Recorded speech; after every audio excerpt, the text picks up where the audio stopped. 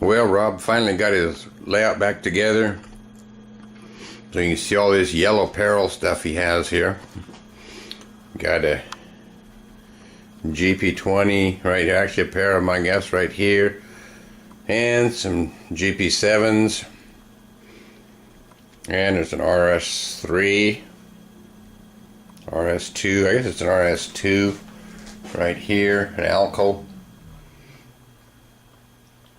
And then up here there's a visitor from the SP&S, an RS3. And we kind of cruise over the engine terminal looking the other way. And over here we have some F units and an FM switcher. And there's a caboose track. And then there's a freight yard.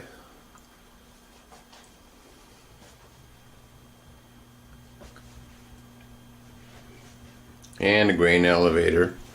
Had the layout apart here for some repairs, some plumbing repairs. This pipe you see here going up is the drain from the kitchen sink, and it sprung a leak, and we had everything running down the wall rather than down the pipe. So we had to take two sections of Rob's layout out of here to repair that, and he's got it back together now. So anyway, this is what the kids' layout looks like. That it's now back together.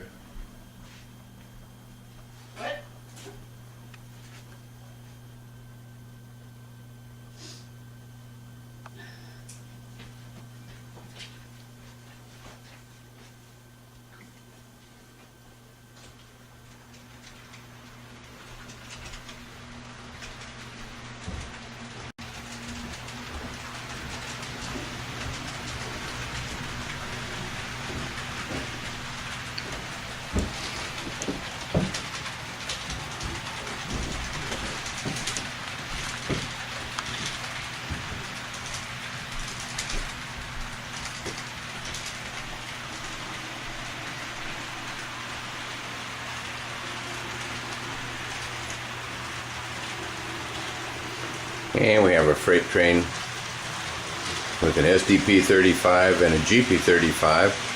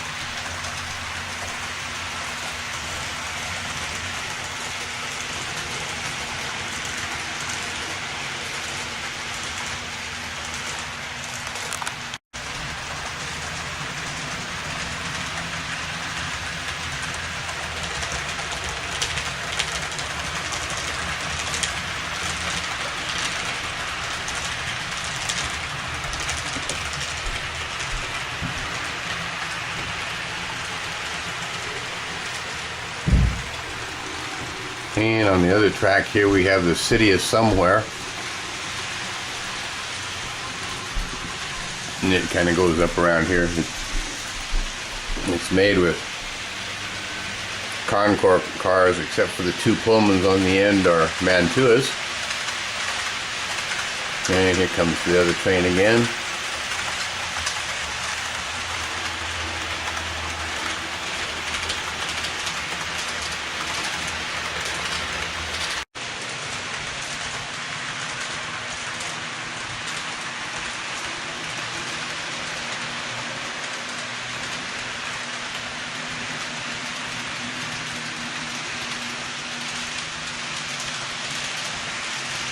And view of the engine terminal again.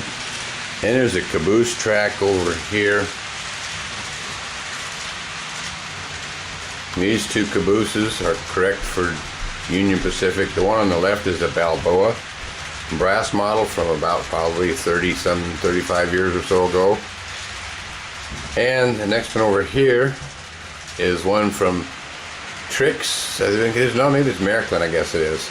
And it's also correct for UP. These are the only correct UP cabooses out there. And then I get, and the old Revell caboose from years ago is also correct. And we've got some of the little town here. Cars on the street.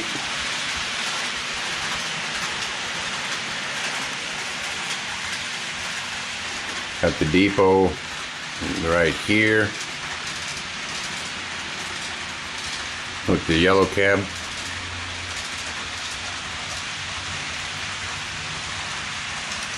Waiting to pick people up from the passenger train.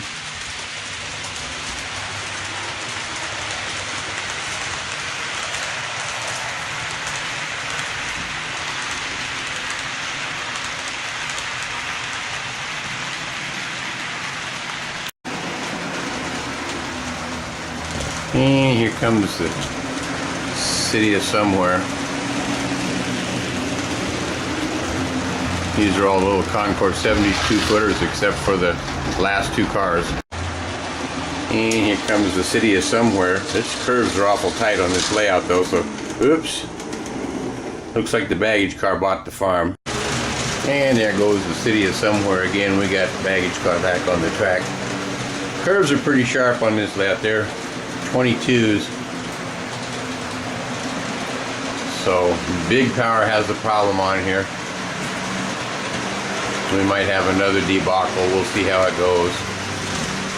Coming up on where we had the problem before. So let's see how it goes. See if we get through there or not. And we didn't.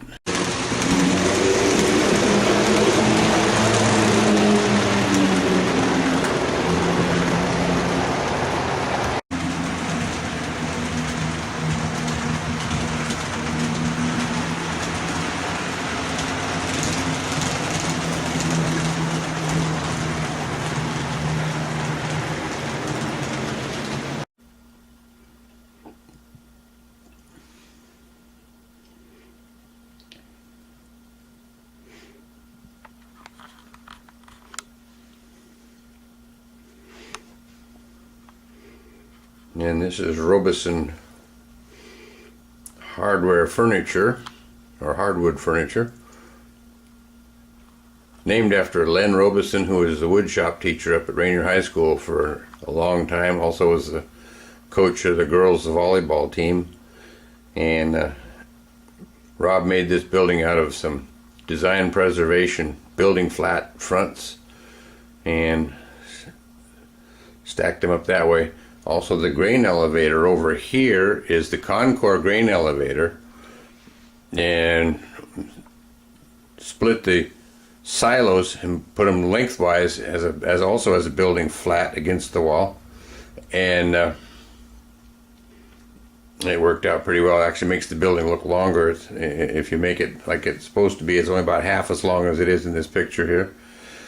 And so anyhow, that's a couple of little modifications for building flats on Rob's layout. And here's looking down the highway. It's a busy place. The little interlocker tower over here on the other side right here is the little Bachman one. It was painted to match the depots and so on the layout. It's not a bad little building, but it needs some attention when you build it. So anyhow, that's the Bachman building, and there's some other buildings here. We got the fire department, and then some of these buildings here, the Gemini building, but there's some other businesses in it. See if I can get them to come up.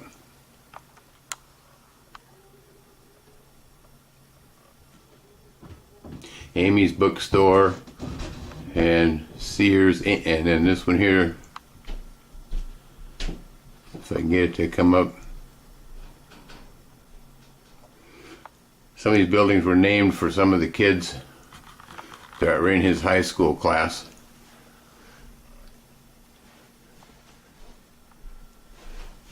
The layout is actually sectional. It will come out As I mentioned, we had 2 pieces of it out for some plumbing repairs.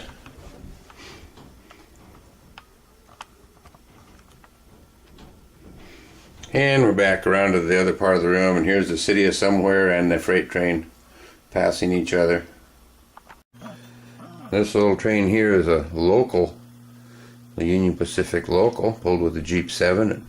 It has an RPO baggage, and it has a Harriman baggage, and a Harriman combine, and a Harriman coach on it. This would be a local train that the 4 cars be used on a branch line such as from Hinkle to Spokane or something like that.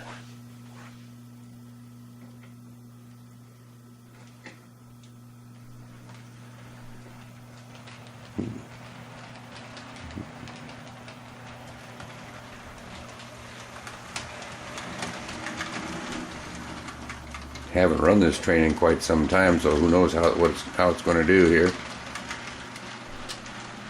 Seems like it's doing okay. We're passing the freight up on the siding up above.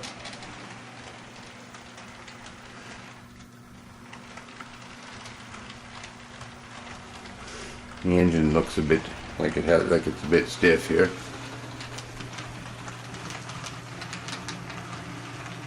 This was a train that I made for Grandma Ewing and Grandpa Jim.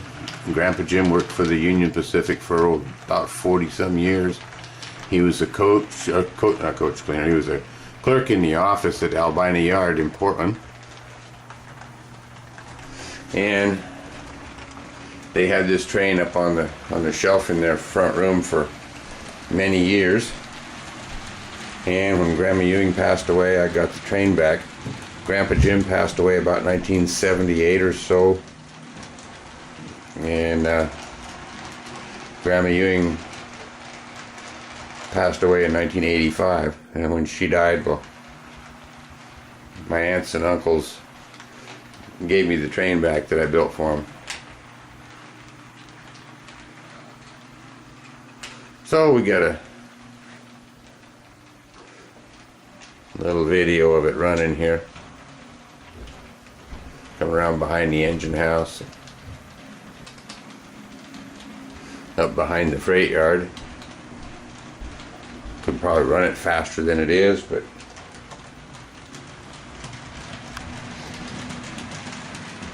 I guess this will work.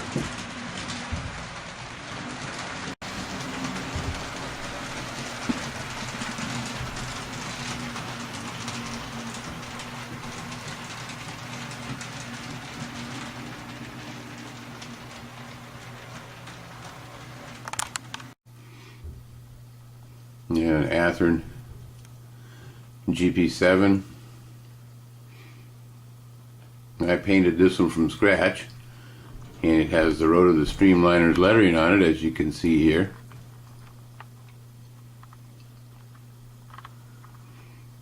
Then there's the RPO baggage. This is also an Athearn car, and I painted that one.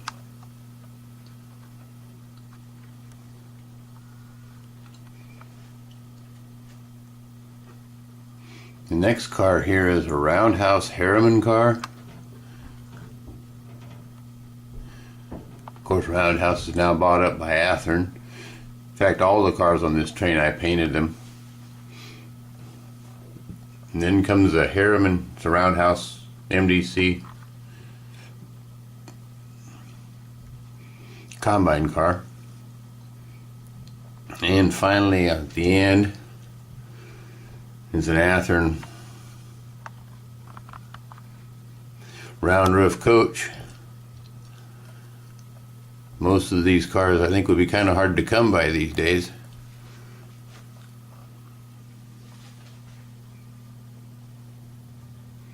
And kind of looking down the train from the back here forward.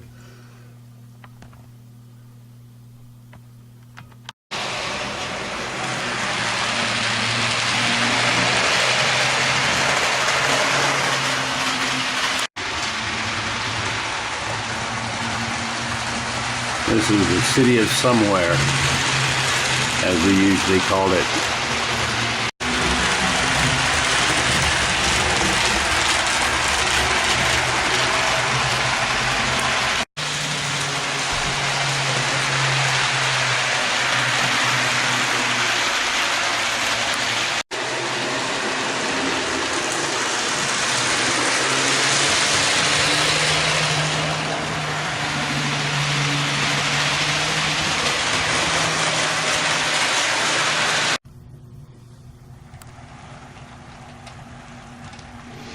And here comes the city of somewhere up on the upper line.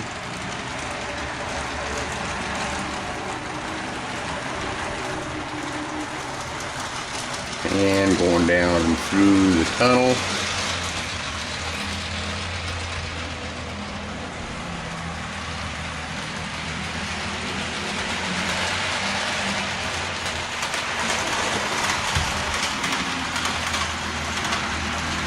And we got some girls out here on the dock, skinny dipping on the dock. This is Rob's layout.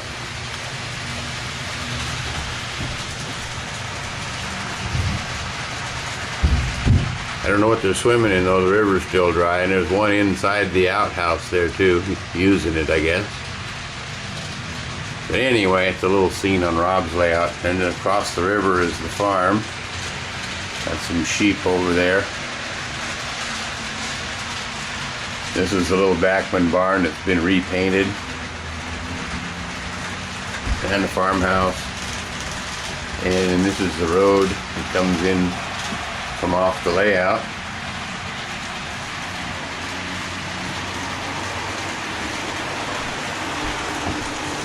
And the city of somewhere is about to come on the scene. There it goes.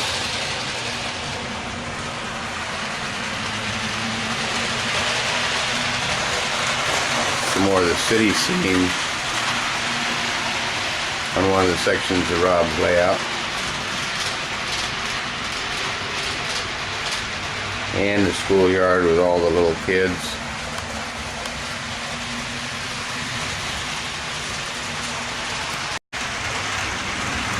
And there's the city of somewhere again.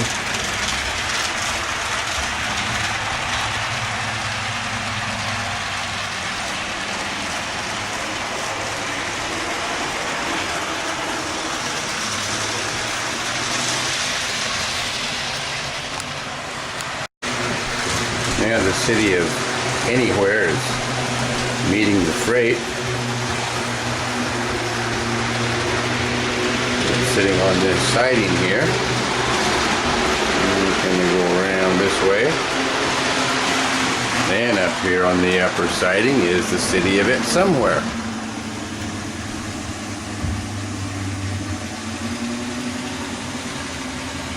I'm not sure why the train is slipping, but it is all of a sudden.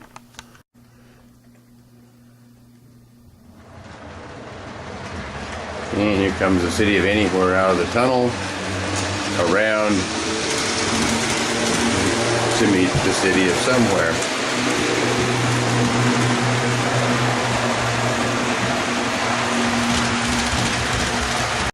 And there goes the city of anywhere down along the back of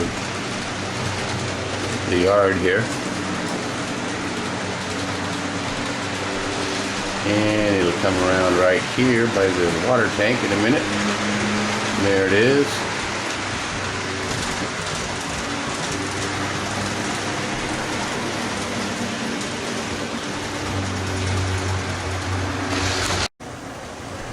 And here comes the city of anywhere again.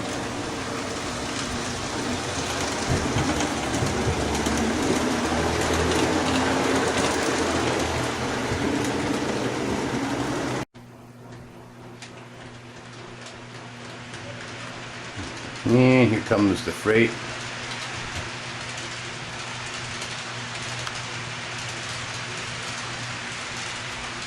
And it's going to kind of come around.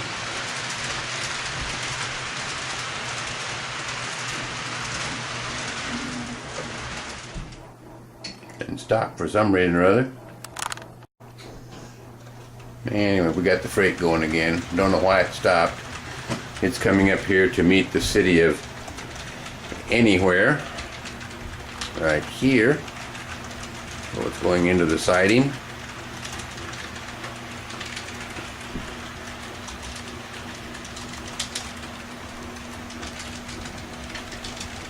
Don't know why it stopped over there, but it did. And here's the end of the line for the freight train temporarily till the city of Anywhere gets going.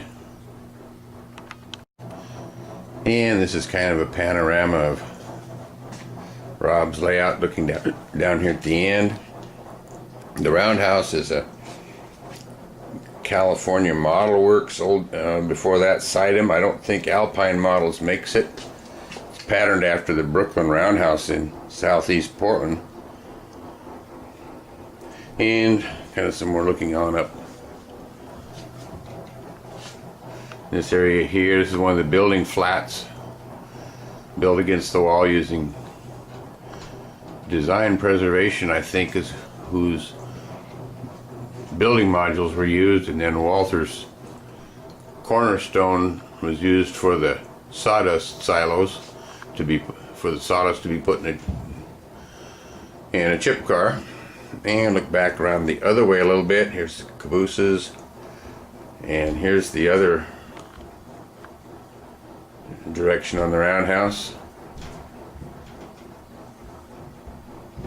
And then we'll come back around here and look on up the town here.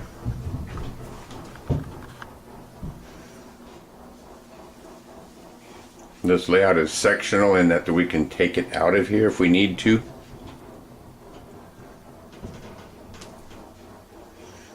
And as I mentioned earlier, we just did for some plumbing repairs here about 3 weeks ago. And looking down on the other section of the layout, the other loop, it's kind of a folded dog bone situation.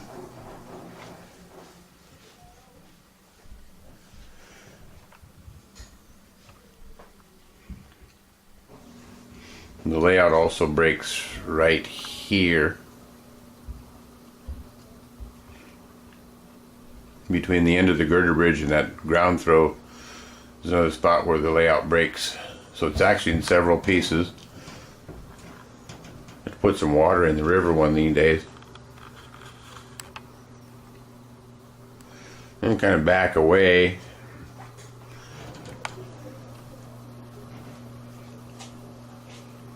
And give you some idea of how the whole thing is put together.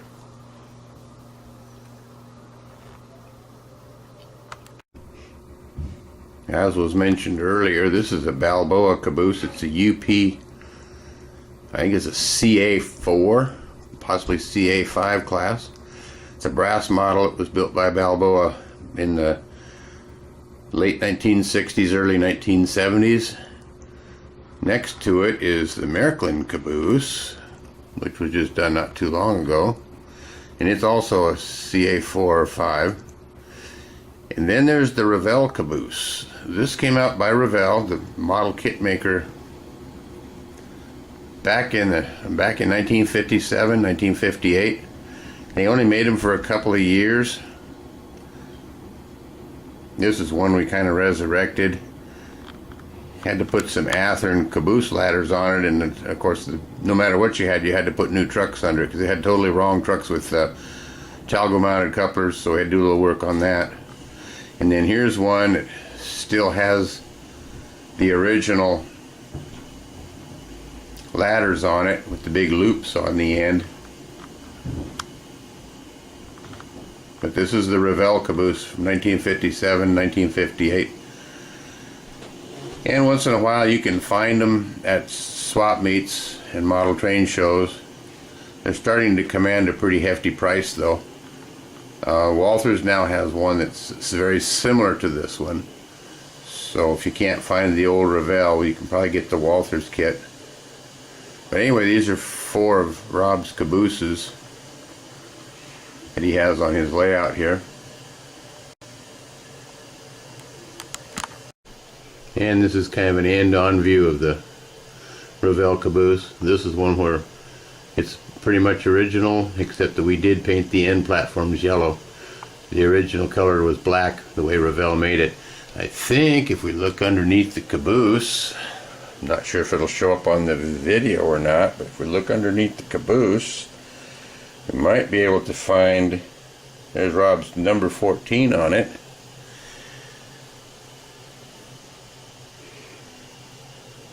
And it's got KD trucks under it, of course, and we remounted the couplers.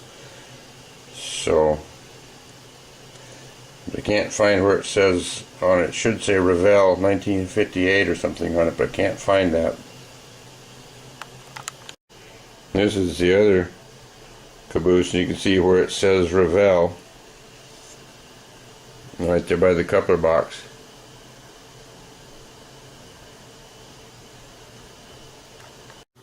This is an Athearn SW7 cow and calf set. The real Union Pacific had these. I think they had 3 or 4 sets of them, maybe more. I'm not real sure. I'm not up on my Union Pacific stuff. But anyway, this is a little Athearn cow and calf set. Rob has a pair of them. Has this one in another set. These are kind of oldies. They got the old metal side frame trucks under them, but they run really well. So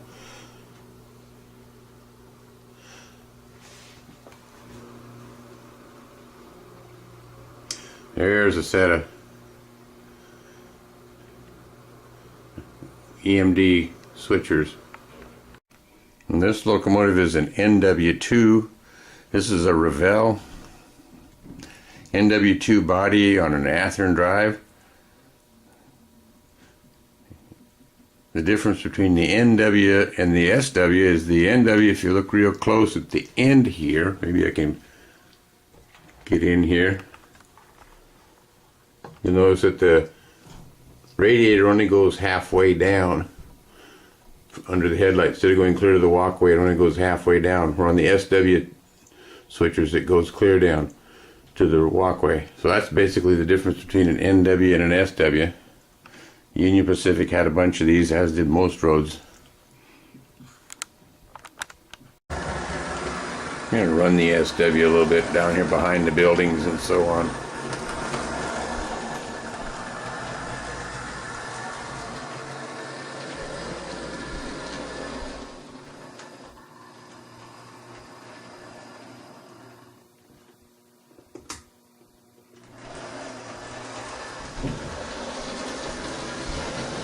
This locomotive also has the old style Athearn drive in it, but say it runs good.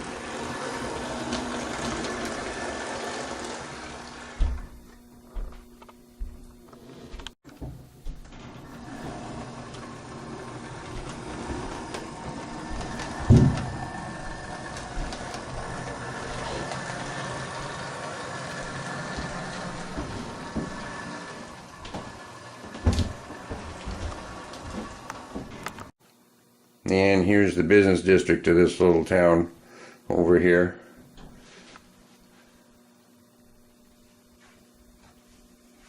The disc is about totaled out, so maybe I can use it up. This is the Ricks Avenue.